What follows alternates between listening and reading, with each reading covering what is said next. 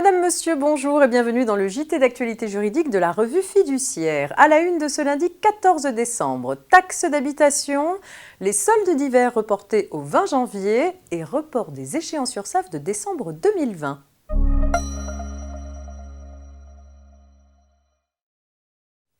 En 2021, la réforme de la taxe d'habitation se poursuivra avec la baisse progressive de cette taxe pour les contribuables qui y sont encore assujettis jusqu'à sa suppression totale en 2023.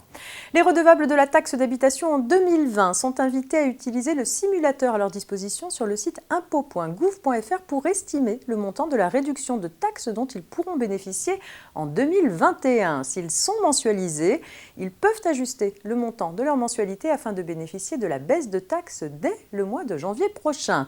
La diminution des prélèvements mensuels peut être demandée en ligne via leur espace personnel. Si la démarche est effectuée avant le 15 décembre 2020, soit demain mardi, la modification des prélèvements sera prise en compte dès le mois de janvier 2021. Sinon, elle ne sera effective qu'à partir de février 2021.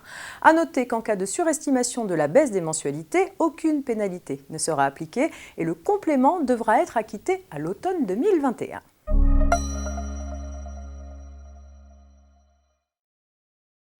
En attendant la parution de l'arrêté qui fixera les dates des soldes d'hiver, le ministre délégué aux petites et moyennes entreprises annonce d'ores et déjà leur report de 15 jours. Les soldes d'hiver, qui auraient donc dû débuter le mercredi 6 janvier 2021, commenceront finalement le 20 janvier 2021.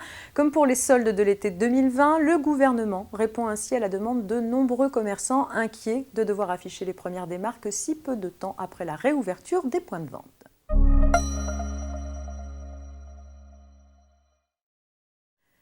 Et on termine avec le report des échéances URSSAF de décembre 2020. En effet, l'ACOSS a indiqué que le report des cotisations sociales des employeurs dues à échéance du 5 ou 15 décembre était possible selon les mêmes modalités que celles annoncées pour le mois de novembre, et ce sans pénalité ni majoration de retard. Tous les employeurs peuvent en bénéficier en remplissant un formulaire de demande préalable en ligne, l'absence de réponse de l'URSSAF sous 48 heures valant acceptation. Les déclarations, elles, devront être déposées aux dates prévues. Ce report de cotisation vaut également pour celles concernant la retraite complémentaire. L'ACOSS a également annoncé que les cotisations personnelles des indépendants ne seront pas prélevées en décembre sans pénalité ni majoration de retard. Le prélèvement automatique des échéances mensuelles du 5 et du 20 ne sera pas réalisé et aucune démarche n'est à engager.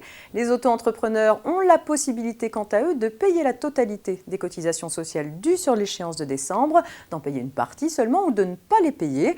La déclaration mensuelle doit toutefois être effectuée normalement pour ce mois.